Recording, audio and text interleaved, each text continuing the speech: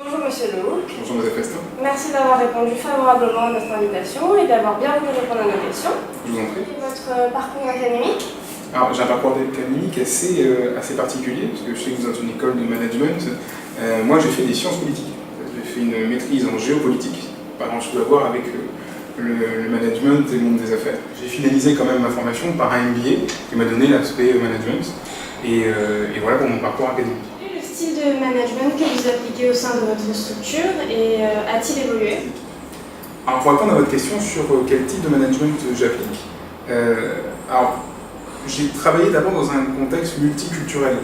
J'avais les États-Unis, le Canada, une partie de l'océan Indien, j'avais des équipes en Israël, etc. Et j'étais basé à Paris. Donc premièrement, j'avais un management à distance, j'allais les voir 2 jours par-ci, 3 jours par-là. Et puis dans un management multiculturel, ça oblige à oublier son carcan culturel personnel et essayer de construire quelque chose qui puisse fonctionner avec tout le monde. Et mon type de management, c'est celui-là. C'est un management participatif, comme on dit aujourd'hui, mais qui est vraiment basé sur le respect de la culture de chacun.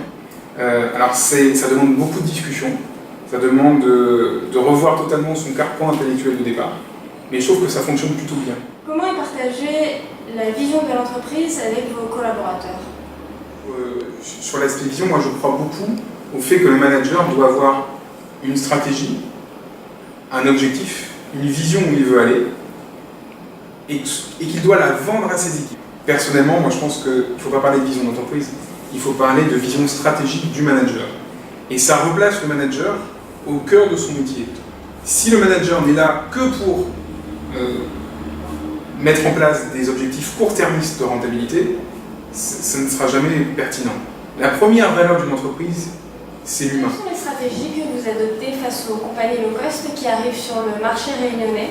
Quand les clients vont d'abord aller sur le low cost parce que c'est moins cher, mais se rendent compte au final que dès qu'il y a un problème, ils ne sont pas pris en charge, que finalement on leur fait payer tous les à côté et que ça revient plus cher à ce qu'ils payaient auparavant, et ben il y aura un retour vers quelque chose de plus sain pour le consommateur, mais également, il ne faut jamais oublier, sain pour le salarié. C'est sûr, pour répondre à votre question par rapport au low cost, on travaille nos coûts, on arrive à trouver des discussions avec nos organisations syndicales pour baisser nos coûts de structure, on change d'avion sur des avions qui sont de meilleure efficacité en termes pétroliers, qui est un poste important de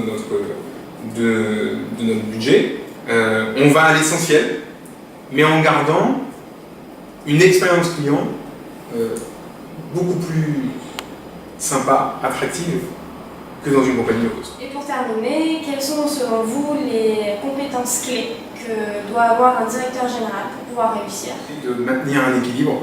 On voit très bien que les grands managers, ceux qui ont les grandes success stories, c'est pas forcément ceux qui ont fait les plus grandes études, c'est pas forcément ceux qui étaient les plus intelligents, pas forcément ceux qui avaient le plus d'argent à l'origine. Même s'il y en a, c'est vrai, mais c'est pas forcément ça.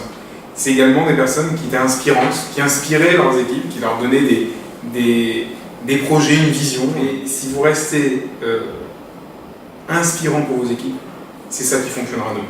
Merci beaucoup d'avoir pris le temps de répondre à nos questions et je vous dis à très bientôt et au revoir. Merci à vous.